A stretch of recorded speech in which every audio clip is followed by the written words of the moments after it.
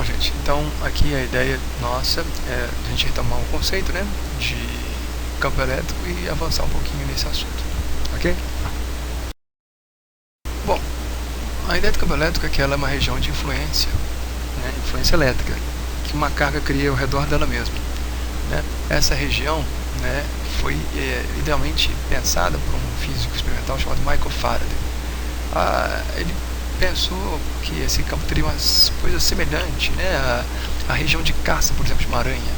A aranha tem a sua teia, a teia, né, pode ser representada com aquelas linhas e tal, e ele imaginou isso, umas linhas meio esquema de teia para as cargas, né? Então a criatividade de Michael Faraday é que nos deu esse conceito do campo elétrico, ok? Bom, em termos matemáticos, o campo elétrico ele pode ser definido como a razão, a divisão entre a força elétrica entre duas cargas. Quais são elas?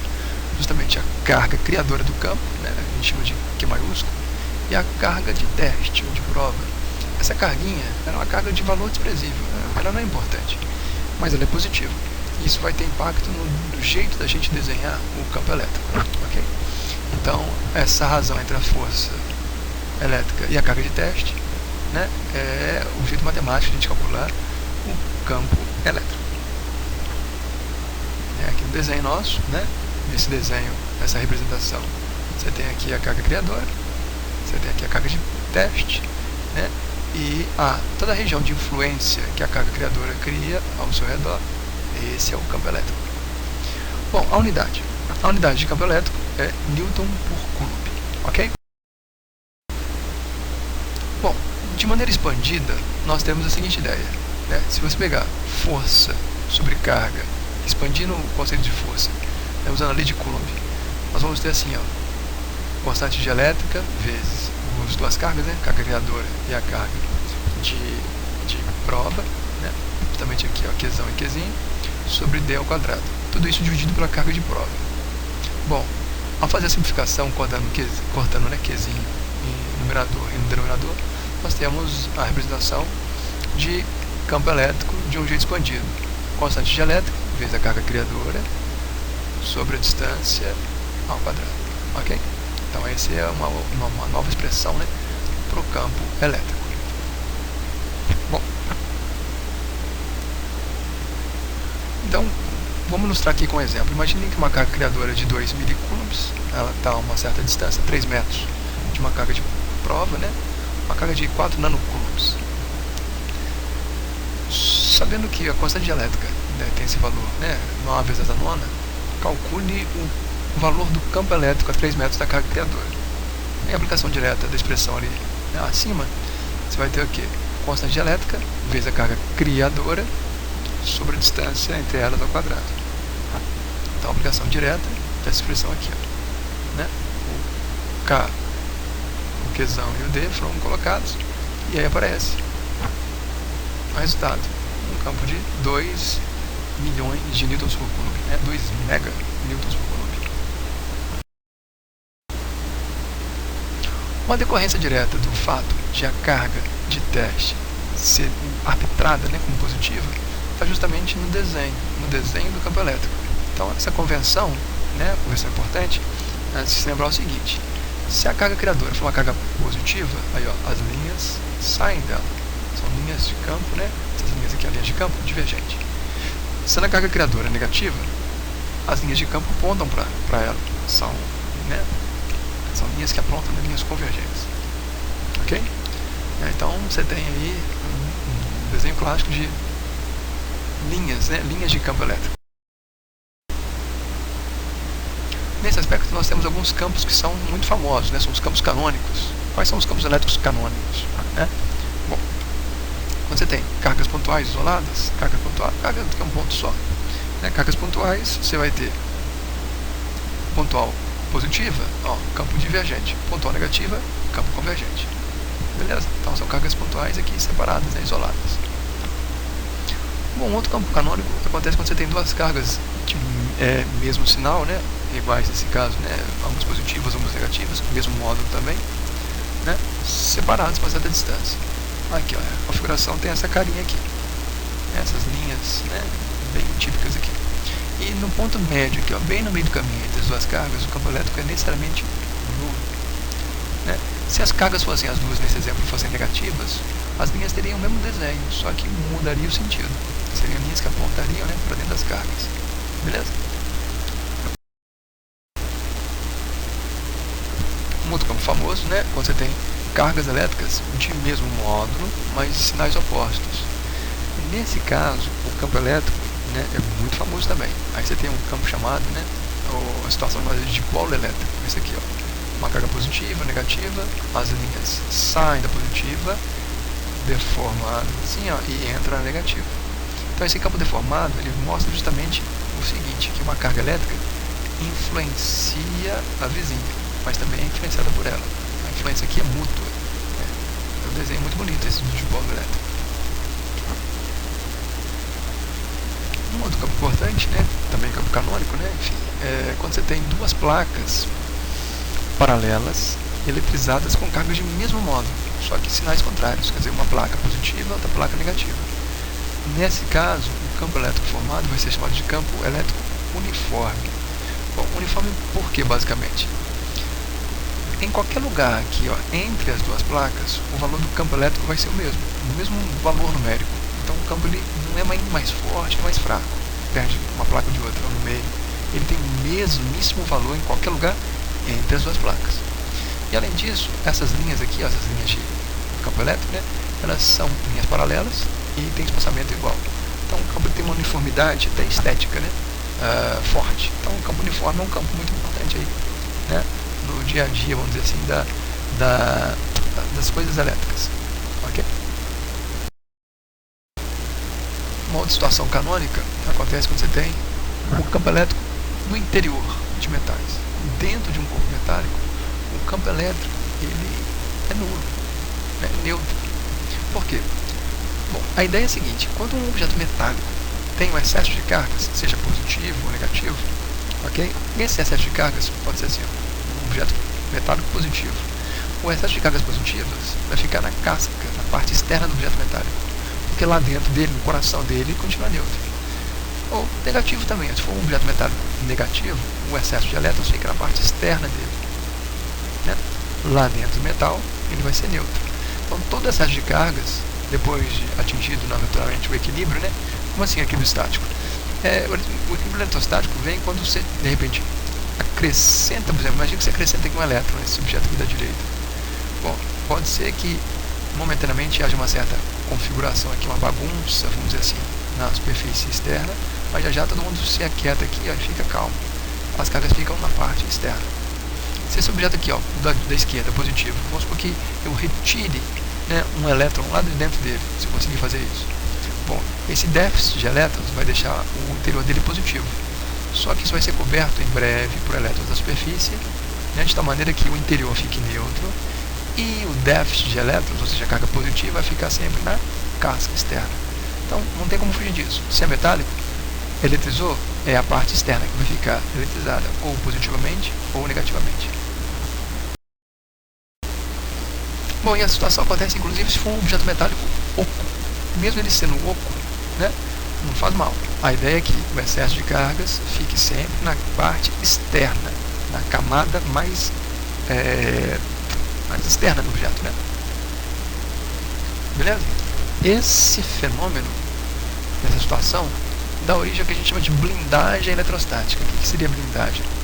A blindagem é uma garantia elétrica, né? Ela é garantia de que fenômenos elétricos do meio externo não vão perturbar o interior, o coração de um corpo metálico. O interior de um corpo metálico, seja ele inteiriço, ou seja ele oco, o interior aqui, ó, aqui dentro, no meioca dele, ele vai continuar neutro, ok? Então, o interior de um corpo metálico não fica eletrizado, ele fica neutro. O excesso de cargas, se houver, vai ficar sempre na parte externa, né?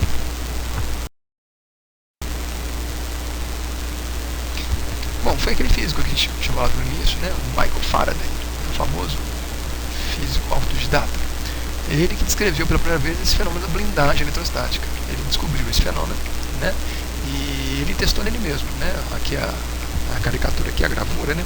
Até ilustra Michael Faraday dentro de uma gaiola, né, chama de gaiola de Faraday, né, que é literalmente um dispositivo metálico, todo ele metálico, o chão metálico, o teto metálico, as grades metálicas, e lá dentro Michael Faraday ficou, pediu um auxiliar dele, né, na época, isso é o século XIX, um auxiliar dele eletrizar intensamente essa gaiola, né, do lado de fora, naturalmente.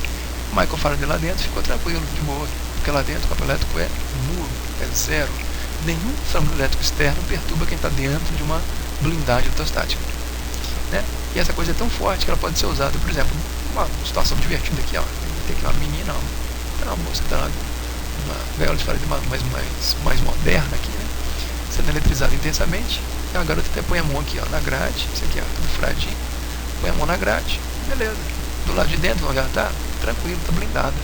As cargas, caso existam cargas, e aqui no caso, né, muitas cargas, sempre do lado externo. Bom, também pode ser usado numa situação um pouco mais séria. Imagine que um funcionário, né, um trabalhador, né, de uma companhia elétrica tentando fazer manutenção aqui nos cabos de alta tensão. Esse camarada, né, para se proteger, ele pode usar uma roupa, né, que é literalmente uma malha metálica, né? Então essa roupa aqui, essa malha metálica vai blindar o nosso camaradinho aqui, ó. Lá dentro ele está blindado. Nenhum fenômeno elétrico externo, mesmo se seja um cabo de alta tensão, nada vai atingir o camarada lá dentro. Ele está protegido eletrostaticamente, ok? Bom, e uma situação como essa também pode ser usada até para fazer blindagem de prédios. Imagine que um edifício aí, ó, um edifício com equipamentos, coisas importantes, ou até, enfim, né, também moradores, pessoas e tal. Você pode proteger o interior de um edifício usando uma espécie de malha, uma gaiola de Faraday, né? Aí a gaiola de Faraday, nesse caso, entraria aqui, ó, como uns cabos, né, aqui, ó, cabo de aço que margeiam aqui, ó. Também precisar usar de alumínio é mais interessante. Cabo de alumínio aqui, ó, né, que margeiam o prédio, né, bem tranquilo aqui, ó, fazer um contorno dele, um contorno e aterrado. Então esse conjunto aqui, ó, como se esse prédio estivesse dentro de uma gaiola. Então pode ser uma gaiola discreta, né, gaiola estilosa. E nenhum fenômeno elétrico externo vai perturbar esse prédio. Se houver um relâmpago, um raio atingir esse prédio, ele está blindado eletrostaticamente, protegendo as pessoas, os equipamentos, enfim. E finalmente um carro. Imagina um veículo, um carro aí normal, né, com lataria de aço, né? Se esse carro for atingido por uma descarga elétrica, né, um relâmpago, por exemplo, quem está lá dentro do carro? As pessoas, os equipamentos, enfim. Então, as pessoas lá, os ocupantes estão protegidos, estão blindados eletrostaticamente. Nenhum fenômeno elétrico externo vai perturbar, né, quem estiver dentro de um veículo como esse, um ônibus, um carro, uma van, sendo metálicos, naturalmente, blindagem eletrostática. Segurança, né, em momentos, por exemplo, como tempestade. Bom, e para terminar, né, imagine aqui um objeto, uma esfera metálica, só que oca. Bom, a gente já falou, né, o interior do metal, o interior dele é blindado, né, é campo elétrico zero. Então, do centro até chegar na superfície, aqui, ó, a distância do raio, campo elétrico zero. Só que a superfície dessa esfera, se ficar eletrizada, a superfície dela já vai ter campo elétrico, naturalmente. Então, na superfície tem campo elétrico. E à medida que a gente se afasta da superfície, o campo elétrico vai diminuindo, né? Relação inversa e quadrática, né? Uma hipérbole aqui, ó. Pelo menos um pedaço de hipérbole. Né? Então, a configuração desse gráfico fica curioso. Ele é zero dentro da esfera e a partir da superfície ele tem um valor que vai diminuindo, decrescendo, né? De uma maneira, né, inversamente proporcional ao quadrado da distância. Bom, outro campo canônico aí, ó, né, acontece quando você tem corpos pontiagudos. Aí, independente do material que o corpo é feito, pode ser um condutor, pode ser um isolante, né, um corpo pontiagudo, né, uma questão até de distribuição geométrica, as pontas desse objeto, quando ele está eletrizado, as pontas vão ter uma densidade maior de carga elétrica. Essa densidade maior de cargas elétricas faz com que o campo elétrico nas pontas seja bem mais intenso que, por exemplo, em outras partes do objeto. Ok? Então esse fenômeno chama-se poder das pontas. Né? O que é o poder das pontas? Justamente essa facilidade que as pontas têm de ficarem mais facilmente eletrizadas e de ter um campo elétrico intenso. Então pode acontecer em qualquer coisa pontiaguda, né? Desde, sei lá, enfim, a árvore, né, os galhos mais finos de uma árvore, né, pontas de cabelo. Imagina uma pessoa com cabelo comprido, as pontas dos cabelos podem ficar eletrizadas, e aí até parece aquela situação, por exemplo, do cabelo abrir a ponta, né, a ponta fica partida, porque fica eletrizado e as cargas iguais se repetem, né. Unha, né, pedaço de cutícula que rói unha de repente, as cutículas podem ficar eletrizadas, e aí você pode ter aqui a ponta dos seus dedos, né, eletrizado. Então, isso é normal, né? Uma árvore, por exemplo, que é um objeto que pode ser muito alto e com pontas, né? Uma folhazinha ali caiu, aí fica com a ponta, aquele galho ali exposto. Se a árvore fica eletrizada, ela vira o que a gente chama de para-raio. Ela pode ser alvejada, uma descarga elétrica, por exemplo, de uma nuvem de tempestade. Mas existem também os para-raios que são artificiais, quer dizer, né? Usando o poder das pontas, né? Inventou-se a situação de que um para-raio, uma pontinha bem fina de propósito aqui, ó, né, apontando para o céu, eletrizado, essa coisinha atrai para si eventuais descargas, né, atmosféricas, né, descargas de nuvens, né? E aí, nesse caso, esse para-raios, ele, né, famoso para-raios de Franklin aqui no desenho, né, aqui na ponta esquerda aqui do nosso slide, esse para-raios de Franklin, né, ele usa 3 ou 4 pontas bem proeminentes e eletrizados. Uma eventual descarga que atinge o para-raio vai para o solo, porque ele tem que ser também devidamente aterrado, né? Que é o caso aqui dessa ilustração aqui, ó, esse último slide. Então, nesse último slide você vê o que? Você percebe aqui um prédio, uma altura bacana, um para-raios, né? E aí quando uma nuvem, né, carregada passar pelo prédio, né, pode descarregar nesse para-raio, e o para-raio vai com segurança levar essas descargas ali, ó, até a terra, até o solo, né? Até o solo. Aqui no caso aqui, o solo, nesse solo você tem aqui o aterramento bem feito, o prédio é protegido, né? E você tem uma espécie de leque, que é uma espécie de guarda-chuva, chama-se guarda-chuva elétrico. Um prédio alto, né, por exemplo, com para-raio, ele consegue proteger uma boa parte da sua vizinhança, né? Os prédios mais baixos ao redor dele, né? Pessoas, enfim, que a gente passem. Então, essa é uma situação aí de campo elétrico no nosso dia a dia, os famosos campos canônicos. Ok? Bom, gente, então, obrigado, até a nossa próxima aula.